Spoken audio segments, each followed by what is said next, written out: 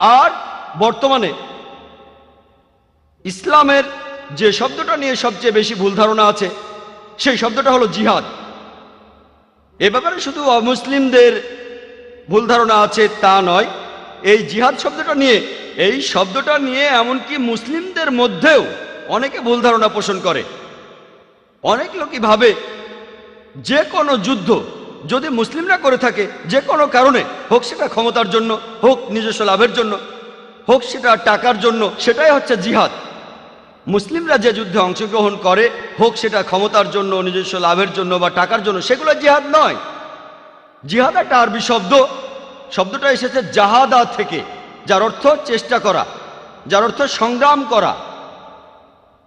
ইসলাম ধর্মে শব্দটার অর্থ নিজের বিভিন্ন অন্যায় আকাঙ্ক্ষার বিরুদ্ধে চেষ্টা আর সংগ্রাম করে যাওয়া। এর অর্থ সমাজের উন্নতির জন্য চেষ্টা আর সংগ্রাম করে যাওয়া। এর অর্থ যুদ্ধক্ষেত্রে আত্মরক্ষার জন্য চেষ্টা আর সংগ্রাম করে যাওয়া। আরেকটা অর্থ অন্যায় অত্যাচারের বিরুদ্ধে চেষ্টা আর সংগ্রাম করা।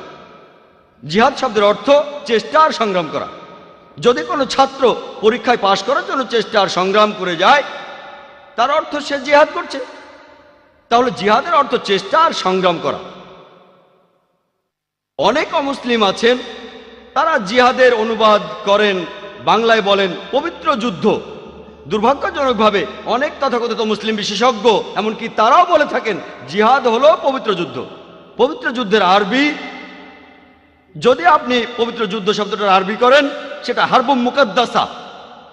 এই হারবুম মুকাদ্দাসা শব্দটা পবিত্র কোরআনের কোথাও উল্লেখ করা নেই। এই শব্দটা নবীজি সাল্লাল্লাহু আলাইহি সাল্লামের কোনো সহিহ হাদিসে উল্লেখ করা হয়নি। এই পবিত্র যুদ্ধ শব্দটা প্রথম ব্যবহার করা হয়েছিল ক্রুসেডারদের বোঝাতে।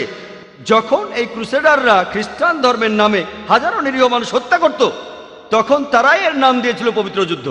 এখন এই শব্দটা ব্যবহার করছে মুসলিমদের উদ্দেশ্যে। তাহলে এই হলো মিডিয়া। প্রথমে তারা মৌলবাদী বলে বোঝাতো খ্রিস্টানদের, এখন বলে মুসলিমদের। পবিত্র যুদ্ধ বোঝানো হতো খ্রিস্টানদের ক্রুসেডকে, এখন বোঝায় মুসলিমদের যে জিহাদ মানে পবিত্র যুদ্ধ। জিহাদ শব্দের অর্থ চেষ্টা আর সংগ্রাম করা।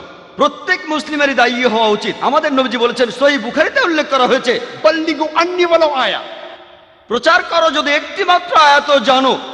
হয়তো বলবেন না, আমি যেদিন শেখ আহমেদ দিদাতের মতো হব সেদিনই দাওয়া শুরু করব, সে সময় আপনার কখনো আসবে না। যদি আপনি ইসলাম সম্পর্কে মাত্র একটা আয়াত জানেন, যদি সেটা সঠিকভাবে জানেন, আপনি তাহলে ইসলাম প্রচার করবেন। প্রত্যেক মুসলিমের দায়ী হওয়া উচিত। আমরা আসলে আল্লাহ সুবহানাহু ওয়া তাআলার নির্দেশ মেনে চলছি না, আর এ কারণেই আমরা পিছিয়ে আছি। আল্লাহ বলেছেন তিনি তাদের সাহায্য করবেন না যারা নিজেদের সাহায্য করে না। এখানে তো আমাদের, এটা আমাদের। 9/11-এর পরে ইসলামকে অপবাদ দেওয়ার প্রবণতাটা অনেক বেড়ে গেছে। আমি 2 বছর আগে আমেরিকাতে গিয়েছিলাম, 2003 সালের অক্টোবর মাসে লস অ্যাঞ্জেলেসে গিয়েছিলাম। আর আমি রেডি ছিলাম, পরেছি কোট, দাড়ি, মাথায় টুপি, রেডি ছিলাম যে আমাকে প্রশ্ন করা হবেই। দায়ীকে সবসময় রেডি থাকতে হয়। আমি যখন ইমিগ্রেশনে গেলাম, ও দাড়ি টুপি, আপনি এনকোয়ারিতে যান। আমি রেডি ছিলাম। তারা বলল, আপনি কেন এসেছেন? বললাম একটা পুরস্কার নিতে। পুরস্কার কিসের জন্য?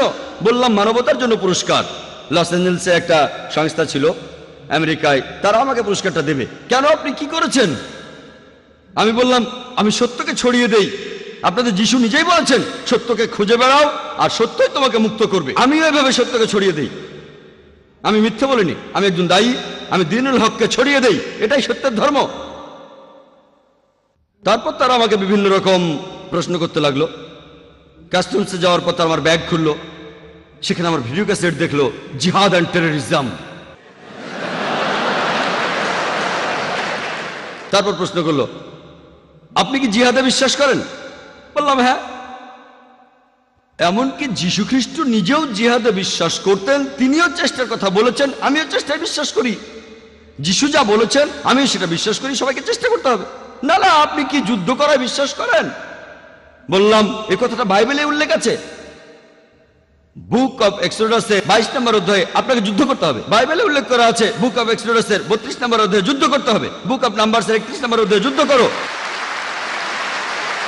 যীশু খ্রিস্ট নিজের মুখে বলেছেন গসপেল অফ লুকের 22 নম্বর অধ্যায়ে, তরবারি নিয়ে তোমরা যুদ্ধ করো। কিন্তু তখন সেখানকার খ্রিস্টান কাস্টমস অফিসার বলল, সেটা তো আত্মরক্ষার জন্য। বললাম যে আমিও সেজন্য করি, আত্মরক্ষার জন্য। তারা বলল, স্যার আপনাকে আরেকটা প্রশ্ন করতে পারি? বললাম কোনো সমস্যা নেই। তখন আমার হোস্টকে বললাম, আমি ইমিগ্রেশনে দাওয়া দিচ্ছি, চিন্তা করবেন না। দায়ীর কথা বলি, একজন দায়ী কখনো সত্যকে ভয় পাবে না। আমি লেকচারের শুরুতে সূরা ইসরার একটি আয়াত বলেছিলাম, 81 নম্বর আয়াতে উল্লেখ করা হয়েছে, যখন সত্য এসে মিথ্যার সামনে দাঁড়ায়, মিথ্যা তখন বিলুপ্ত হয়, কারণ মিথ্যা তার প্রকৃতিগত কারণে বিলুপ্ত হবে।